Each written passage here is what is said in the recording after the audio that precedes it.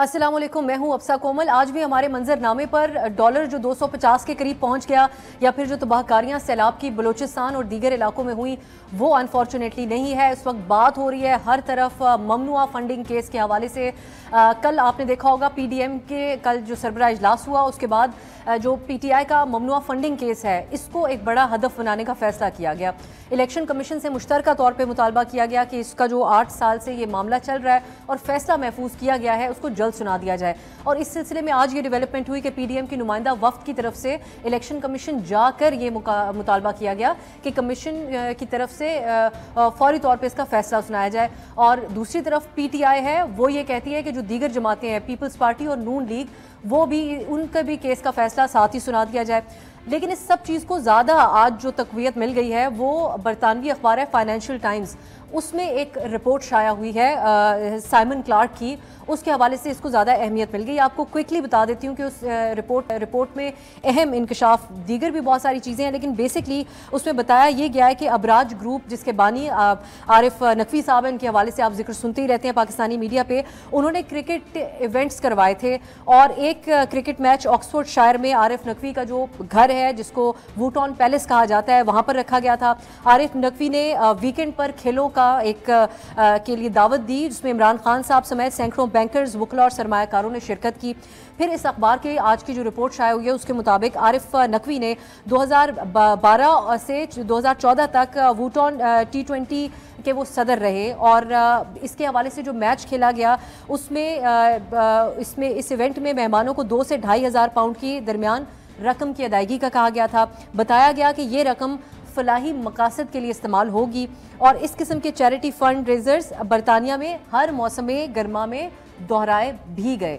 फिर इस रिपोर्ट ने कंक्लूड ये किया कि इसका फ़ायदा जो ये रकम चैरिटी के नाम पे, खैरात के नाम पे वहाँ से ली गई थी, उसका रकम पाकिस्तान में सियासी जमात पीटीआई के लिए इस्तेमाल हुआ बाद में। तो ये केस बनाया गया। आप सब बड़े बेहतर तरीके से ये बात जानते हैं क्योंकि कई अरसे से ये ममनुआ फंडिंग का केस ज़ेर बहस है कि जो पॉलिटिकल पार्टीज़ एक्ट है उसकी खिलाफ वर्जी होता है। आज एक तरफ ये जवाब दिया जा रहा है कि दीगर पार्टीज़ की भी इसमें जो है वो तफ्तीश करे इलेक्शन कमीशन, और फ़ारूक हबीब ने ये तस्दीक जहाँ पर की कि ये जो वूटॉन क्रिकेट क्लब की रकम है ये पाकिस्तानी बैंक में आई। साथ ये भी कहा कि दुनिया भर में ऐसे चैरिटी इवेंट्स होते रहते हैं। हम ये जानने की कोशिश करेंगे कि क्या ये पीटीआई के लिए मुश्किलात पैदा कर सकती है। और दीगर ख़बरों में जो यूके की एनसीए के साथ जो उनकी नेशनल क्राइम एजेंसी है उनके साथ जो डील है उसकी भी तफसीलात आज सामने जारी हो चुकी हैं और दीगर मामलात भी हैं, उसको भी हम कोशिश करेंगे ज़ेर बहस लेके आएँ अगर वक्त रहा तो। हमारे साथ इस पर बात करने के लिए मुर्जा सुलंगी साहब हैं, अतर काज़मी साहब तौर पर दावत दी है, सरवर बारी साहब को आप सरबराह हैं पतन के इलेक्शन कवानीन और इलेक्शन अमूर को बहुत बेहतर तरीके से समझते हैं। बहुत शुक्रिया आप तीनों का। सरवर बारी साहब, आगाज़ में आपसे करना चाहूँगी, हर कोई ये बात जानना चाहता है कि ये जो इल्ज़ामात हैं जो पहले से मौजूद हैं और फिर उसमें जो ऐड ऑन कर रहे हैं आज की फाइनेंशियल टाइम्स की स्टोरी के हवाले से, सिंपली अगर इसको पुट किया जाए कि चैरिटी के नाम पे जो रकम हासिल की गई वो यहाँ पे सियासी जमात के लिए, पीटीआई के लिए इस्तेमाल की गई, आप समझते हैं कि इसके ये इल्ज़ामात संगीन हैं और इससे मुश्किलात बन सकती हैं पीटीआई के लिए? देखिए, पहली बात तो ये है कि जैसे आपने कहा कि ममनुआ फंडिंग का केस बहुत सालों से चल रहा है और यकीनन जो है जो पॉलिटिकल फाइनेंस का मामला है, जो इलेक्शन एक्ट 2017 में वाज़ेह तौर पे लिखा हुआ है कि उसके क्या प्रोसेसेस होने चाहिए और उसके मुताबिक यकीनन कार्रवाई होनी चाहिए। तमाम सियासी जमातें पर लाजिम है कि वो अपने अकाउंट्स इलेक्शन कमीशन में सबमिट करे और इलेक्शन कमीशन की जिम्मेदारी है उनकी स्क्रूटनी करे, उनका ऑडिट करे और उसके बाद किसी नतीजे पे पहुंचे। लेकिन हम देख रहे हैं कि मुसलसल इलेक्शन कमीशन जो है बहुत सालों से बहुत सारे जो काम उन्होंने अपने जिम्मे लिए हुए हैं, जो जिसके लिए उन्होंने अपना स्ट्रेटेजिक प्लान 2019-2023 तैयार किया था, उस पर भी अमल दरामद नहीं कर पाई। और जो एक पार्टी को टारगेट करने के साथ साथ मेरा अपना ख्याल है ये बहुत जरूरी है कि जितनी भी सियासी जमातें हैं, चाहे पाकिस्तान मुस्लिम लीग नून है या JUIF है या ANP है या पाकिस्तान मुस्लिम लीग नवाज है, सबके जो फंडिंग के मामलात हैं उनकी ओपन इन्वेस्टिगेशन होनी चाहिए। एक कंप्रीहेंसिव जो पॉलिटिकल पार्टीज का है वो ऑडिट हो और वो तमाम पार्टियों की जो सूरत हाल है وہ قوم کے سامنے لانی چاہیے. اور خاص طور پر چونکہ بہت پریشر ہے پی ٹی آئی کو چاہیے کہ وہ تمام جو چیزیں ہیں وہ پبلک کے سامنے کرے اور الیکشن کمیشن کو بھی اس کا فیصلہ کرنا چاہیے. لیکن عام طور پر ہوتا یہ ہے کہ جب ہمارے ادارے جو ہے وہ طاقتور حلقوں کے سامنے جھک جاتے ہیں اور نظر آتے ہیں کہ وہ انصاف نہیں کر پا رہے تو وہ کنٹروورشل ہو جاتے ہیں. تو اس لیے پہلی بات تو یہ بہت ضروری ہے الیکشن کمیشن کے لیے کہ یہ اتنے عرصے سے پینڈنگ کیس ہے, یہ پولیٹیکل پریشر کی وجہ سے نہیں کرنا چاہیے. یہ یقیناً ایک جو ایک قانون کا ایک جو پروسیس ہے اس کو فالو کیا جاتا رہا ہے کافی سالوں سے, لیکن اس کی جو فیصلہ ہے ای سی پی کا وہ سامنے نہیں آ رہا. اسی طرح جو ہے وہ جو پی ایم ایل این اور پیپلز پارٹی کی فنڈنگ ہے وہ بھی سامنے آنے یہ دلچسپ بات آپ نے کی تاکہ پوری قوم کو پتہ چلے کہ جو سیاسی جماعتوں کے لیڈر ہیں وہ اپنے فنانسز کو کس طرح مینج کرتے ہیں, کہ اپنے ضابطوں کے تحت بات کریں اور دیگر اکراس دا بورڈ تمام جماعتوں کو دیکھا جائے. آپ کہتے ہیں کہ اس حوالے سے اطہر آپ کا کیا کامنٹ ہوگا؟ کرکٹ کھیلا خان صاحب نے اور اس سے یہ رقم حاصل ہوئی اس وقت, یا پھر چیریٹی ایونٹس ایسے ہی ہوتے ہیں, یہ سب باتیں تو ہم سمجھتے ہیں کہ پی ٹی آئی کی جو سپورٹ بیس ہے اس کے لیے یہ معنی نہیں رکھتی ہے ممنوعہ فنڈنگ کے حوالے سے جو الزامات ہیں. لیکن ضابطوں کے حوالے سے اگر دیکھا جائے اور اس کے اندر جن چیزوں کو انوالو ان کی سیاسی مخالفین کر رہے ہیں کہ کن کن ممالک سے فنڈنگ آتی رہی اور پھر کن مقاصد کے لیے یہاں پہ استعمال ہوتی رہی, اس میں انکلوڈ کرتے ہیں کہ جو دھرنے دیے گئے خان صاحب کی طرف سے یا اس وقت چائنیز ایمبیسڈر کو نہیں آنے دیا یا ان کے حکومت میں رہتے ہوئے اقدامات. تو آپ کیا سمجھتے ہیں کس نوعیت کی کے لیے مشکلات بن سکتی ہیں, کیا آپ سمجھتے ہیں پی ٹی آئی کے لیے اس سلسلے میں؟ دیکھیں, ایک تو جو آپ نے ذکر کیا نا کہ ان کے سیاسی مخالفین اس کے اوپر بات کر رہے ہیں, یہ بڑا امپورٹنٹ پوائنٹ ہے, اس لیے کہ ان کے سیاسی مخالفین کو ایک چیز کا تو بالکل ادراک ہو چکا ہے کہ ہم سیاسی میدان میں اور عوام کے سامنے سیاست کر کے اس کو شکست نہیں دے سکتے. ابھی ہم نے الیکشن لڑا ہے سب نے مل کے, تو ہمیں شکست ہوئی ہے. تو اب ان کی یہ خواہش ہے کہ کسی طریقے سے ٹیکنیکل بنیادوں کے اوپر ان کے اوپر پابندی لگوائی جائے. تو یہ تو ان کی خواہش ہو سکتی ہے. جہاں تک یہ تعلق ہے کہ جو باہر سے فنڈنگ آئی, دیکھیں ہوتا یہ ہے کہ اگر اوورسیز پاکستانی کسی نے کوئی فنڈز دیے اور اس کے فنڈز میں کوئی مسئلہ ہے, اس کی انکم میں کوئی مسئلہ ہے, وہ تو مسئلہ ہو جاتا ہے اس حکومت کا اور اس شہری کا. پاکستان میں بیٹھے ہوئے بندے کو تو نہیں پتا کہ اس نے کس طریقے سے پیسہ کمایا. لیکن اگر اس میں کوئی ایسی چیز ہے کوئی جو پرابلمٹک ہے, تو وہ یقیناً الیکشن کمیشن نے جو تحقیقات کی ہیں اس چیز میں وہ سامنے آ جائے گی. آفیشل کی طرف سے دیے گئے پیسے جدھر سے بھی اگر کوئی سرکاری سطح کے اوپر دوسرا ملک دے, اگر کہیں سے بھی آئیں, دیکھیں اس کا ثبوت ہوگا نا. الیکشن کمیشن کے اندر اتنا عرصہ یہ کیس چلتا رہا ہے تو تمام تر چیزیں ہوں گی سامنے, تو یقیناً جب فیصلہ سامنے آئے گا تو پتہ چل جائے گا کہ کیا چیز ہے. دوسری بات جو پہلے باری صاحب نے کی وہ بڑی اچھی انہوں نے بات کی کہ ضروری ہے کہ تمام جماعتوں کا ریکارڈ سامنے رکھا جائے. عمران خان کی جو پی ٹی آئی ہے یہ واحد جماعت ہے جس نے باقاعدہ طور پہ عوام سے فنڈنگ کا ایک ماڈل دیا, جس میں اوورسیز پاکستانی ماہانہ یا سالانہ باقاعدہ ممبرشپ فیس دیتے ہیں. ماضی میں بلکہ حال میں بھی دیگر جماعتوں میں تو حالات اس طرف ہیں کہ یا تو کوئی قبضہ مافیا ہے یا کوئی اور بندہ ہے, وہ آپ کے بچوں کی شادیوں سے لے کے آپ کے مقدمے میں ضمانتوں کے پیسے بھی وہ دیتے ہیں. تو دوسری طرف تو فنڈنگ کا کوئی نظام ہی نہیں ہے. ایم پی اے کا ٹکٹ لینا ہے, ایم این اے کا ٹکٹ لینا ہے تو اس کے نام پہ فنڈ دے دیے, تو وہ بھی سامنے آنا چاہیے کس بندے نے کتنے پیسے دیے. تو میرے خیال میں باری صاحب کا مطالبہ, یہ آپ سمجھتے ہیں کہ جو فیصلہ آئے گا اسی میں پتہ چلے گا. ٹھیک ہے, مجھے سولنگی صاحب کا دو چیزوں پہ کامنٹ حاصل کرنا ہے, اس لیے ایک بریک لینی پڑے گی. واپس آئیں گے تو ایکسکلوزیولی جو سولنگی صاحب کی بات ہوگی ایک پر بھی, اور اس کے اوپر ایک جواز فواد چوہی صاحب نے بھی پیش کیا ہے, اس پہ بھی بات کرتے ہیں بریک کے بعد. بریک کے بعد خوش آمدید. ہم بات کر رہے ہیں آج جو ایک موضوع بحث ہے ممنوعہ فنڈنگ کیس پی ٹی آئی کے حوالے سے, ان کی پارٹی فنڈنگ کے حوالے سے جو الزامات ہیں. سولنگی صاحب, اب بریک سے پہلے جو بات ہوئی اس میں ایک تو ضابطے کی کارروائی تو ہے جو الیکشن کمیشن کرے گا اور اس کے فیصلہ جب کبھی بھی آئے گا جو محفوظ کیا ہوا ہے تو اس پہ بات پتہ چل جائے گی. لیکن یہ ایک جو عارف نقوی صاحب ہیں ان کے حوالے سے بھی ایک بڑی مکس پلیٹ ہے کہ ان کی ملاقاتیں کیا کیا ہوتی رہی, ان کا ماضی میں کیا رول رہا. آج کچھ لوگ یہ بھی جواز پیش کر رہے ہیں پی ٹی آئی کے حوالے سے کہ وہ بھی ابراج گروپ کے حوالے سے کہ وہ کے الیکٹرک کے سلسلے میں بھی انہوں نے کک بیکس کے لیے اس وقت زرداری صاحب یا نون لیگ کے ساتھ ان کے معاملات رہے. لیکن ہمیں یہ بھی یاد ہے کہ کچھ دن پہلے کچھ عرصہ پہلے ڈی جی ایف آئی جو سابق ہے بشیر میمن صاحب, انہوں نے یہ کہا کہ عمران خان صاحب کے پاس جب وہ گئے کہ الیکٹرک کے حوالے سے انکوائری کھولنے کے لیے, تو انہوں نے کہا کہ آپ نے عارف نقوی صاحب کو ٹچ نہیں کرنا. تو اب آج جو باتیں سامنے آ رہی ہیں, کیا آپ سمجھتے ہیں کہ وہ پینما کے وقت میں جو ایشو بنائے تھے ایک اوور آل پارٹی کے ارد گرد اس معاملے کو بنا دیا گیا تھا, یہ ممنوعہ فنڈنگ بھی خان صاحب کے حوالے سے ایک لیڈر کو یا ایک سیاسی جماعت کو نقصان پہنچانے کے لیے اس بات کو اتنا تول دیا جا رہا ہے, یہ واقعی آپ سمجھتے سمجھتے ہیں کہ اس کے اندر بہت بڑی مس مینجمنٹ ہوئی ہے اور بے ضابطگیاں بھی ہیں؟ دیکھیں، میں باری صاحب کی بات سے اتفاق کرتا ہوں کہ جو آئینی ادارے ہیں ان کو آئین اور قانون کے مطابق اپنی کارروائی کرنی چاہیے. جو سیاسی دباؤ ہے اس کو بالکل قبول نہیں کرنا چاہیے. الیکشن کمیشن ہو، عدلیہ ہو یا ریاست کے دوسرے اداروں کے کلیدی افراد ہوں، انہوں نے الیکشن نہیں لڑنا، ان کو پاپولرٹی کنٹیسٹ نہیں کرنا. تو اس لیے یہ ان کی ذمہ داری ہے کہ وہ اپنا کام کریں.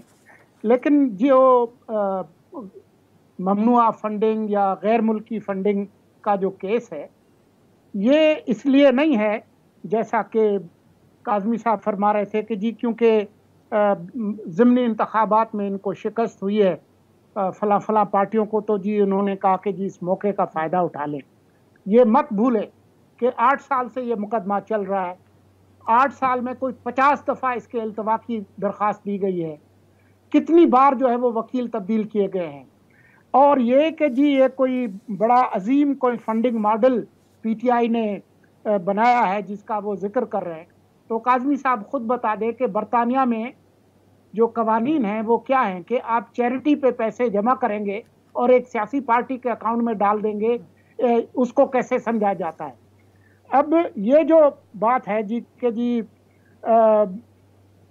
کس طریقے سے یہ سارا معاملہ ہوا ہے، تو جو چاہے وہ 2002 کا پولیٹیکل پارٹیز ایکٹ ہو یا الیکشن ایکٹ 2017 ہو، 2017 والا تو اس سے بھی سخت ہے، لیکن 2002 والا بھی چلیں جس کے تحت یہ کارروائی ہوئی ہے، تو یہ مت بھولیں کہ یہ ان جماعتوں نے نہیں کی جو مخالفین ہیں سیاسی، یہ ان کے اپنے پرانے کارکن، فاؤنڈر، ممبر، پرانے سیکٹری انفارمیشن اکبر اس بابر نے کی ہے.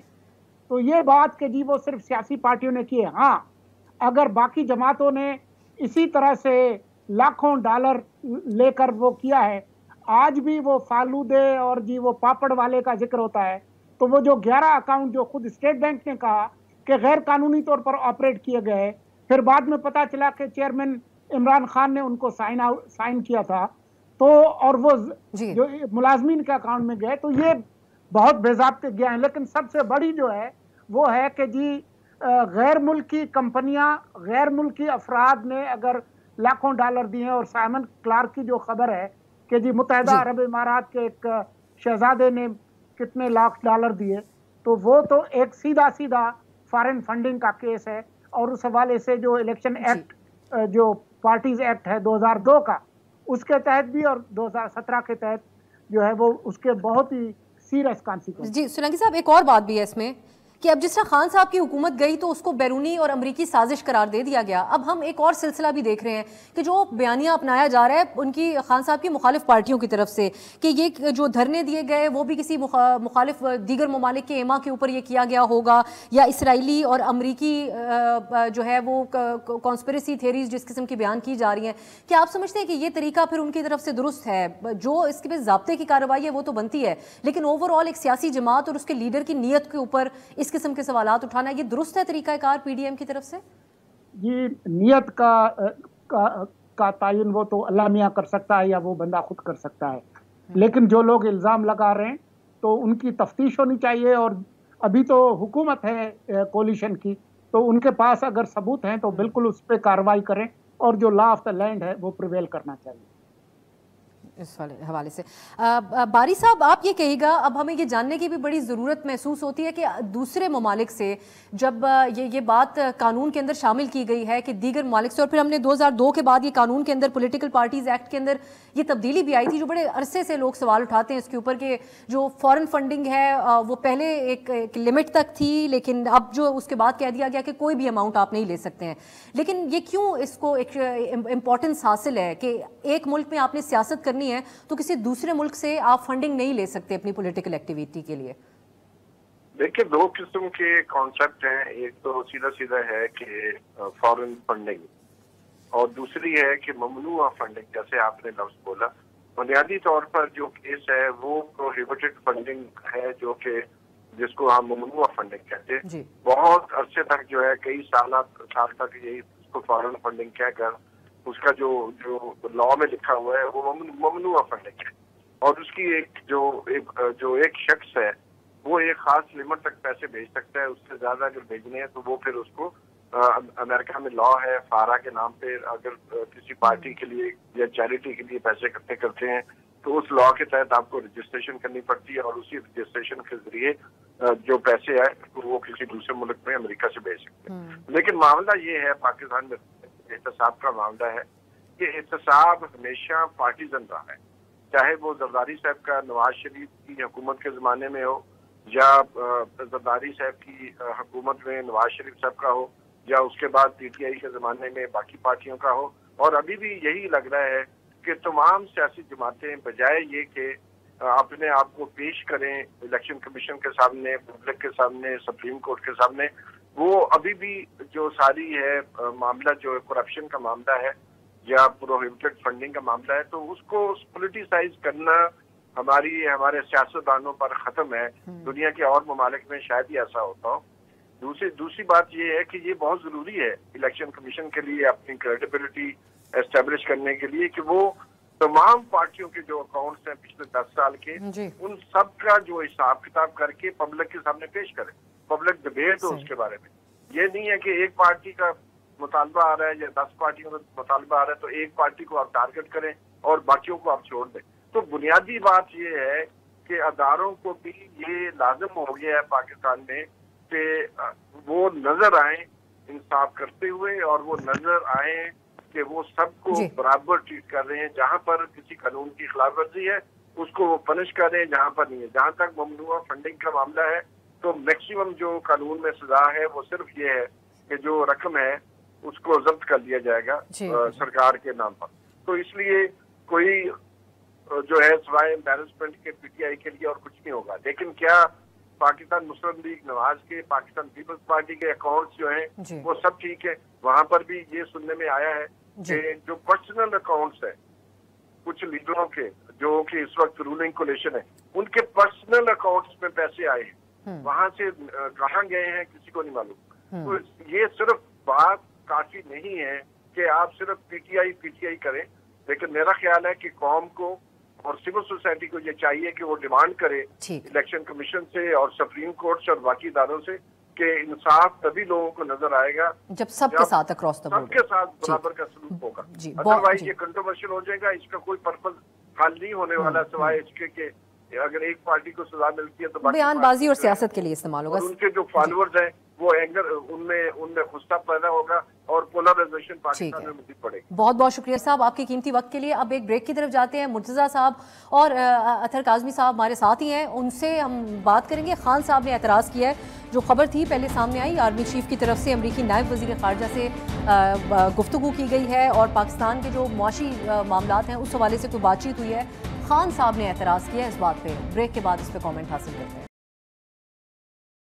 بریک کے بعد خوش آمدید۔ آج کیونکہ ویکلی راؤنڈ اپ ہے، ہم مختلف ایشوز کے اوپر بات کر رہے ہیں۔ ابھی اس وقت کی تازہ ترین اپڈیٹ پنجاب اسمبلی سے بھی ہے، جہاں پر اسپیکر کے انتخاب کا عمل جاری ہے، لیکن اس عمل کو روک دیا گیا تھوڑی دیر پہلے، کیونکہ جو ایک خلاف ورزیاں کی جاتی اس پروسیس کی، اس حوالے سے خبریں سامنے آ رہی جو آپ ڈان نیوز کے اوپر مسلسل دیکھ رہے ہیں۔ ہم انتظار کر رہے ہیں کہ وہاں سے کوئی ووٹنگ ہو اور خبر سامنے آئے تو آپ کے سامنے رکھیں۔ ہمیں جسٹس ریٹائرڈ شائق عثمانی صاحب نے بھی جوائن کیا ہے۔ بہت شکریہ آپ کا عثمانی صاحب۔ آپ سے ہم یہ کامنٹ حاصل کرنا چاہ رہے ہیں، جو پچھلے کچھ دن سے ایک بحث جاری ہے، محتاط رہتے ہوئے ہم عدالتی امور کے اوپر بات کرتے ہیں، لیکن آپ کا کامنٹ جاننا بہت ضروری تھا ہمارے لیے۔ ایک تو 3 رکنی بینچ کے اوپر آپ جانتے ہیں کہ ایک اعتراض اٹھایا گیا تھا اس وقت جو حکومتی اتحاد ہے ان کی طرف سے، اور اس کو آگے بڑھاتے ہوئے اب وہ عدالتی اصلاحات کے حوالے سے بھی بات کر رہے ہیں۔ آن دی ادر ہینڈ جسٹس فائز عیسیٰ کا ایک خط ہے اور کچھ اور خبریں ہیں آج کی کہ ایک اور سینئر جج کی طرف سے بھی خط لکھ دیا گیا ہے سپریم جوڈیشل کاؤنسل کے حوالے سے۔ جو کارروائیاں ہیں، سوالات بہت قسم کے اس وقت سیاسی جماعتوں کی طرف سے اٹھائے جا رہے ہیں، جن میں ججز کے تقرر کا طریقہ کار ہو یا دیگر معاملات کے بینچ کی تشکیل۔ آپ اس کو کیسے دیکھتے ہیں؟ آپ سمجھتے ہیں کہ یہ جو مطالبات ہیں یہ درست ہیں؟ دیکھیے، عام طور سے تو ایسی چیزیں پہلے نہیں ہوتی تھی، بہت ہی کم ایسا ہوتا تھا کہ کوئی آبجیکٹ کرے کسی بینچ کے اوپر، لیکن یہاں پر کچھ سچویشن ایسی تھی کہ کانفرنٹیشن عروج پر تھی اور اس وقت فیصلے کیے گئے ایک آرٹیکل 65 3 کے اوپر 65A کے اوپر. وہ جو فیصلے کیے گئے اس میں 2-3 فیصلے سامنے آئے. ایک تو جو ریفرنس پیش ہوا سپریم کورٹ کے سامنے، پریزیڈنٹ کا ریفرنس، اس پر ایک ججمنٹ آ گئی جس میں انہوں نے کہا، سپریم کورٹ نے یہ کہا کہ اگر کوئی آدمی اپنی پارٹی کی ڈائریکشن سے خلاف ووٹ کرتا ہے، کوئی ممبر، تو وہ ووٹ کاؤنٹ نہیں کیا جائے گا اور وہ ڈی سیٹ ہو جائے گا. حالانکہ ایسی کوئی چیز 65A میں موجود نہیں ہے. یہ میرے خیال میں وہ فیصلہ قانون کے مطابق نہیں تھا. تو اس پہ ایک ریویو پٹیشن فائل ہوئی اور وہ ریویو پٹیشن جو ہے ابھی تک پینڈنگ تھی. دوسرا جو فیصلہ آیا، یہ جو الیکشن کمیشن نے 20 آدمی کو ڈی سیٹ کیا، وہ جب سپریم وہ ان کا رائٹ تھا کہ وہ سپریم کورٹ کے پاس جائیں، کانسٹیٹیوشنل رائٹ تھا، وہ سپریم کورٹ کے پاس گئے. تو اب یہ 2 فیصلے پینڈنگ تھے، اس کے خلاف بھی اپیل تھی نا. اب دونوں چیزوں پینڈنگ تھی اور فیصلہ ان پر بہت اثر انداز ہوتا یہ جو الیکشن چیف منسٹر کا ہوا. تو اب اس میں ضروری یہ تھا کہ یہ سارے کے سارے جو کیسز تھے، تینوں کیسز، یہ ایک ساتھ سنے جاتے اور پھر ایک فیصلہ ہو جاتا، وہ معاملہ ختم ہو گیا ہوتا، کوئی پرابلم نہیں ہوتا. لیکن چونکہ 3 کیسز تھے اور مختلف جج حضرات تھے، تو ضروری یہ تھا کہ اس کے لیے کوئی فل کورٹ یا لارج بینچ بنائی جائے. صرف وہ 3 ججز نہ سنے جنہوں نے پہلے سنا تھا. ایک نیچرل چیز تھی. یہ ریکویسٹ کی تھی رولنگ پارٹی نے، وہ کسی وجہ سے انہوں نے منع کر دی چیف جسٹس صاحب نے. تو اس پر نیچرلی ان کو تھوڑا سا پریشانی تو ہوئی ہوگی رولنگ پارٹی کو. تو انہوں نے اس پہ جو ریئیکشن ان کا یہ آیا کہ انہوں نے اس کو بائیکاٹ کر دیا. تو درست تھا سر یہ ریئیکشن پھر؟ میری نظر میں تو اگر قانونی تو نہیں، لیکن کم از کم وکالت کے پیشے کے لحاظ سے یہ درست، یہ ان کا فیصلہ درست تھا. ایسے موقع پہ جبکہ کانفلکٹنگ آرڈرز ہوتے ہیں، کانفلکٹنگ ججمنٹس ہوتی ہیں، تو ضروری یہ ہوتا ہے کہ اور ججز کو بھی بلا لیا جائے تاکہ فیصلہ جو سامنے آئے وہ کمپریہنسو فیصلہ آئے. تو بہرحال کسی وجہ سے سپریم کورٹ نے اس کو ایکسیپٹ نہیں کیا اور پھر اس کے بعد وہ فیصلہ دے دیا. اور وہ فیصلہ جو ہے اب اس نظر سے دیکھیں کہ اگر تو سپریم کورٹ نے وہ ان کو ووٹ نہ کاؤنٹ کرنے کا فیصلہ نہ دیا ہوتا تو آج یہ ووٹ جو اس نے کاؤنٹ نہیں کیا تو صحیح ہوتا.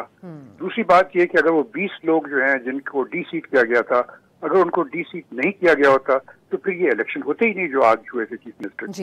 یہ سب کانفلکٹس آ گئے. تو اب اس سلسلے میں جب انہوں نے بائیکاٹ کر دیا اور وہ موجود نہیں تھے تو اب ایک کانفرنٹیشن، سو کالڈ کانفرنٹیشن کی ایک فضا پیدا ہو گئی. اور میرے خیال میں رولنگ پارٹی جس سے ہوتا ہے ہمیشہ سیاست میں، جب کوئی ہارتا ہے تو وہ یہ سمجھتا ہے کہ دوسرے لوگ ذمہ دار ہیں. تو وہ پھر اس کی وجہ سے انہوں نے اب سوچا کہ کچھ کرنا چاہیے کہ سپریم کورٹ کے پاس اتنی واسٹ پاورز بینچ بنانے کی نہیں ہونی چاہیے. یہ ان کے ذہن میں آیا. تو اب اس کے لیے اب وہ کوئی کمیشن بنا ہے جو اس چیز کو انویسٹیگیٹ کر رہا ہے اور جس میں میرے خیال میں کوشش ان کی یہ ہوگی کہ کسی طریقے سے کوئی ایسا سسٹم بنائے، ایک پینل آف ججز جو ہیں وہ فیصلہ کریں کہ بینچ کی کیا کانسٹیٹیوشن ہوگی. اور یہ اس وجہ سے دیکھیے، اب یہ چیز میں آپ کو بتا دوں کہ اسی طرح کا ایک انسیڈنٹ انڈیا میں بھی ہوا تھا. سپریم کورٹ انڈیا کی جو تھی اس میں بھی ایسا کوئی انسیڈنٹ ہوا تھا جس میں کہ 2 سپریم کورٹ کے ججز جو تھے وہ تو اتنے آگے بڑھ گئے کہ انہوں نے پریس کانفرنس کال کر دی. بڑا انیوژل ہے. پریس کانفرنس کال کر کے انہوں نے اس پہ آبجیکٹ کیا کہ چیف جسٹس کے پاس بینچ فکس کرنے کی کیوں پاور ہے. تو یہ چیز ہوتی ہے، یہ چیز اس کو نظر انداز نہیں کرنا چاہیے تھا. تو اب یہ میرے خیال میں کوشش یہ کریں گے کہ کوئی پینل بنا دیں. ایک تو ایک چیز ہے. دوسری یہ چیز کی جو 100 نوٹسز دیتے تھے چیف جسٹس صاحب، اس سے بھی شاید وہ کچھ سیلف لیجسلیشن کر لیں گے. تیسری چیز یہ ہے کہ یہ ججز کی اپوائنٹمنٹ کا معاملہ جو ہے کافی کانٹروورشل ہو گیا ہے. اب تو جو ریسنٹ جو فیصلہ ہوا ہے اس میں تو آپ نے دیکھ لیا کتنا کانٹروورشل ہو گیا ہے. ان سب چیزوں کو دیکھ کر کے میرے خیال میں کچھ نہ کچھ ریفارم ضرور آئیں گی. لیکن میں توقع یہی کرتا ہوں کہ جو رولنگ پارٹی ہے وہ حد سے نہ آگے بڑھیں، کیونکہ ورنہ پھر جوڈیشری کا मामला खराब हो जाएगा, जुडिशरी साख खराब हो। बहुत शुक्रिया उस्मानी साहब, आपने समंदर को कूजे में बंद कर दिया जितनी मामलात हमारे जहन के अंदर थे। और जैसे उस्मानी साहब बात कर रहे थे, हमारी दीगर जो कानूनी माहिरीन से पिछले कुछ दिनों में बात होती रही, वो बाकी किसी चीज़ पे इत्तेफाक हो ना हो, ये ज़रूर था कि उस दिन कम अज़ कम अगर लार्जर बेंच बन जाता तो मुख्तलिफ होती बातचीत। अब सोलंकी साहब, नून लीग और PDM जो अदलिया के हवाले से आप देखते आ रहे हैं शुरू से, और जो मुख्तलिफ अदवार में मामलात रहे, वकला बहाली तहरीक हो या फिर जस्टिस साकिब निसार साहब के हवाले से जो एक्टिविज्म रहा या उनके फैसले थे, उसके ऊपर तो एक डिबेट रही है। इस वक्त जब नून लीग और इत्तेहादी ये बात कर रहे हैं तो इसको हम एक मौका परस्ती ही समझें, या आप समझते हैं कि वो संजीदा है इन बातों के हवाले से जो तहफ़्फ़ुज़ात रख रहे हैं? देखें, जो लोगों के जो अल्फाज हैं और वो जो कुछ कहते हैं, उसको तो जज किया जाता है उनके एक्शन से। तो अभी जो वो बात कर रहे हैं कौमी असम्बली में भी जिस तरीके से बात हुई बिलावल की और शहबाज साहब की, तो अगर वो उस पर अमल करते हैं तो फिर तो और बात है, वरना तो बयानबाजी जो है वो तो होती रहती है। जी अच्छा, अब दूसरी बात है, इसकी तरफ आ जाते हैं। खान साहब ने एतराज़ किया है, आज वो ये कह रहे हैं कि, और ख़बरों में था कि आर्मी चीफ ने अमरीकी नायब वज़ीर ख़ारजा से टेलीफोन पे उनकी बात हुई, और पाकिस्तान के IMF के हवाले से जो मामलात हैं उसके ऊपर उन्होंने रिक्वेस्ट की है उनको। खान साहब, सोलंकी साहब इसके ऊपर एतराज़ उठा रहे हैं, मैं अथर का भी कमेंट इस पे चाहूँगी। वो ये कह रहे हैं कि ये आर्मी चीफ का काम तो नहीं है, और फिर अमेरिका अगर हमारी मदद करेगा तो वो हमसे भी कोई मुतालबा तो करेगा। तो ये एतराज़ उठाना दुरुस्त है खान साहब की तरफ से। और दूसरी चीज़ में बात कीजिएगा कि अब आर्मी चीफ अगर जाके बात कर रहे हैं तो फिर हम यही समझें कि मौजूदा हुकूमत नाकाम हो गई है बात करने के लिए ख़जाना जो मईशत के मामलात हैं इस हवाले से। देखिए, खान साहब को ये याद रखना चाहिए कि वो इंटरनेट के ज़माने में रहते हैं, और हमारे लिए बिल्कुल मुमकिन है कि जो पिछले 4 साल में जो कुछ उन्होंने फरमाया है आर्मी चीफ के बारे में, फ़ौज के बारे में, इदारों के बारे में, एजेंसियों के बारे में, वो हम प्रोड्यूस कर सकते हैं, क्योंकि वो आर्मी चीफ के इन तमाम इक़दामात की हिमायत करते रहे हैं, वो उनको खराज तहसीन पेश करते रहे हैं। और अमलन आपने देखा है कि सऊदी अरब का दौरा हो, चीन का दौरा हो, आगे आगे पीछे उनकी बहुत सारी मुश्किलात जो है वो आर्मी चीफ ने हल की हैं, और ख़ुद इमरान खान ने उनका इकरार किया है। तो वो सारे काम जो इमरान खान के लिए किए गए वो तो हलाल हैं, और अभी अगर वो वेंडी शर्मन से बात करें तो ये बात हराम हुई। तो इसका जवाब जो है वो खान साहब खुद ही दे दें तो ज़्यादा बेहतर होगा। वो तो इस हद तक गए हैं, उन्होंने ऑन कैमरा, ऑन रिकॉर्ड कहा है कि मेरे जो इत्तेहादी थे उनको पार्लिमान के अहम इजलासों में एजेंसीज लेकर आती थी। अब इसके बारे में वो क्या फरमाते हैं कि उनकी हिमायत करेंगे, उनका शुक्रिया अदा करेंगे, या वो गैर जमहूरी अमल था? ये तो खान साहब खुद ही बता दे तो बेहतर होगा। जी, एक ब्रेक की तरफ फिर जाती हूँ, फिर अथर साहब से पूछेंगे कि वो क्या समझते हैं, क्योंकि जो खान साहब जब ये भी हैं कि मुझे ख़तरा है कि हमारे मुल्क की सिक्योरिटी कमज़ोर हो जाएगी इससे, तो ये सिर्फ ये कहना चाह रहे हैं कि कुछ सिविलियन नुमाइंदा जाता तो मुख्तलिफ बात होती, उनका एतराज़ किस पैराई में है, ये अथर साहब से जानते हैं एक ब्रेक के बाद।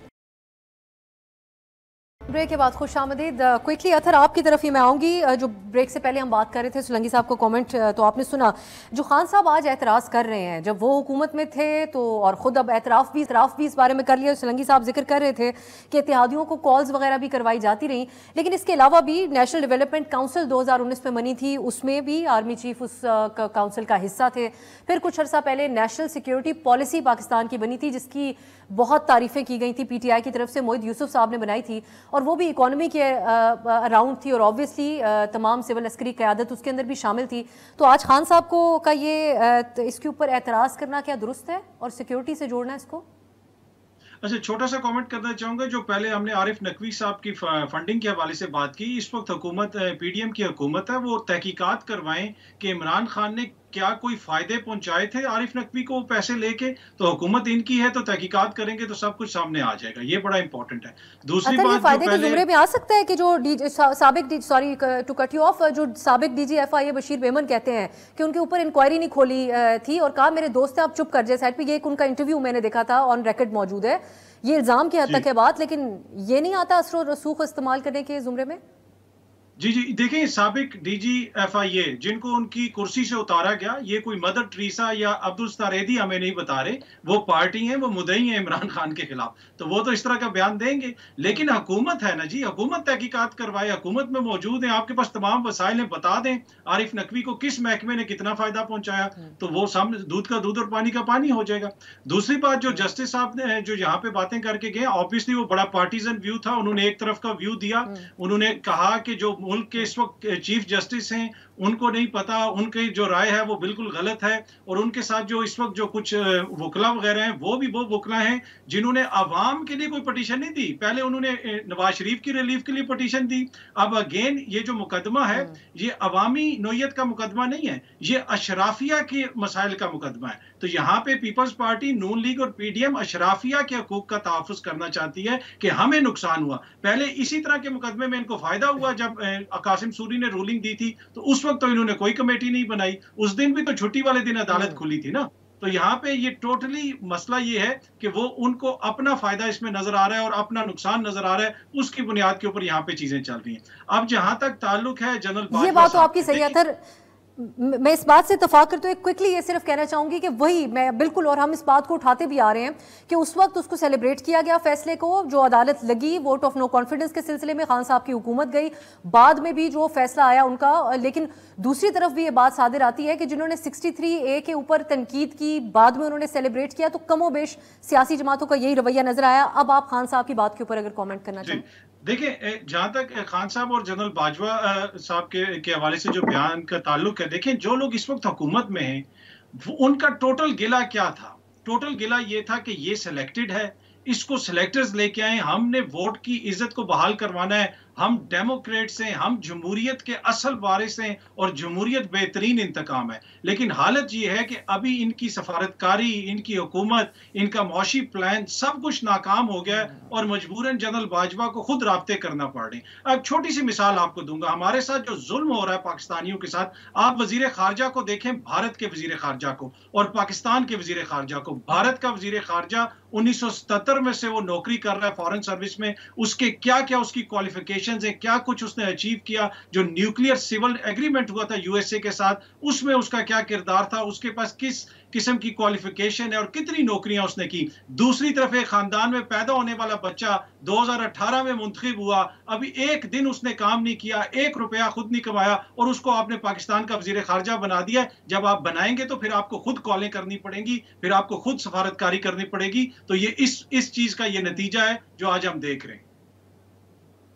सुलंगी साहब, इस बात पे आप कुछ कहना चाहेंगे कि ये इसी का नतीजा है कि हुकूमत जो बैठी हुई है ना वो क्वालिफाइड है ये करने के लिए? वजीर खारजा के हवाले से बात कर रहे हैं अथर, और जी जी, और दूसरी भी बात है कि जो हुकूमत भी सर ये कह रही है कि हमें मजबूर करके लाया गया हुकूमत। सबसे क्वालिफाइड जो है वो 50 से ज्यादा अरकान की इमरान खान की काबीना थी। अली अमीन गंडापुर जो है वो सबसे काबिल थे, और जी वो जुल्फी बुखारी सबसे ज्यादा काबिल थे। बिलावल की उम्र का मसला नहीं है, बिलावल ने अगर उसकी कारकर्दगी में कोई मसला है तो जरूर बताया। उनकी वालदा भी जो है 30-35 साल में थी जब वो वजीर आज़म बनी, उनके नाना जो है वो भी 30-32 साल की उम्र में काबीना में हुए। तो आप उनकी उम्र का हिसाब उनसे ना लें, उनकी कारकर्दगी का जरूर लें। अगर जनरल बाजवा ने किसी को फोन किया तो उससे ये कैसे साबित हो गया कि इनकी खारजा पॉलिसी बहुत खराब हो गई? 4 साल में कौन सी खारजा पॉलिसी थी पीटीआई हुकूमत की? क्या वो जो ट्रंप के घुटने टेक रहे थे तो उस वक्त जो है वो शानदार थी? जो कश्मीर फतह करके आए थे वो थी? जो कुआलालंपुर कॉन्फ्रेंस को एक फोन कॉल पे ढेर हो गए थे वो थी? कौन सी खारजा पॉलिसी की एक कामयाबी बता दे 4 साल में? लेकिन सुलंगी साहब, तारिक फातमी साहब के हवाले से वाशिंगटन से जो खबरें आई कि वो एक विजिट पे गए, मिले भी वहाँ के ऑफिशियल से, बाद में हुकूमत ने ऑन ही नहीं किया उसको, ये नतीजा नहीं है कि नहीं संभाला जा रहा गवर्नमेंट से इस फ्रंट के ऊपर कम अज कम, और इसलिए इन्वॉल्व होना पड़ रहा है आर्मी चीफ को भी इसमें? जी, तारिक फातमी के जाने से ये कैसे साबित हो गया कि जी वो उनकी खारजा पॉलिसी नाकाम हो गई? तारिक फातमी जो है पुराने सिफारतकार हैं, वो हमारी सिफारतकारी में उनका एक तजुर्बा है और एक ओहदे पर हैं। वो अगर अपने ताल्लुकात को इस्तेमाल करने के लिए इस मुश्किल सूरत हाल में जाते हैं तो इसमें कोई खराबी नहीं है। लेकिन ये कैसे साबित हो गया कि एक अगर जनरल बाजवा की कॉल हो गई तो उससे जो है वो इनकी सारी जमहूरियत जो है वो फना हो गई? ये जो कुछ 4 साल में जो खुद इनके जो अभी वजीर आला हैं, इनके बकौल इनकी नेपियां तब्दील होती रहीं, वो सब ठीक था, उसमें कोई जमहूरियत को खतरा नहीं था। जब एजेंसीज के लोग इनके इत्तेहादियों को मैनेज कर रहे थे, उस वक्त भी कोई जमहूरियत को खतरा नहीं था। अब जो है वो एक फोन कॉल से जमहूरियत को कैसे खतरा हो गया। ठीक हो गया सोलंकी साहब, बहुत बहुत शुक्रिया आपका। अतर काज़मी साहब आपका भी बहुत शुक्रिया। प्रोग्राम में हमारे साथ डायरेक्टर शाइक उस्मानी साहब भी थे और सरवर बाई साहब भी थे। आपने उम्मीद करते हैं कि जो सवालात जहनों में होंगे वो एड्रेस ज़रूर हुए होंगे इन एक्सपर्ट ओपिनियन से। मुझे आज के लिए इजाज़त दीजिए, खुदा हाफिज़। हर पीर से जुमा अपने फेवरेट शो न्यूज़ आई को यूट्यूब पर देखने के लिए डॉन न्यूज़ के ऑफिशियल यूट्यूब चैनल पर आइए, उसको सब्सक्राइब कीजिए और बेल आइकन को प्रेस कीजिए।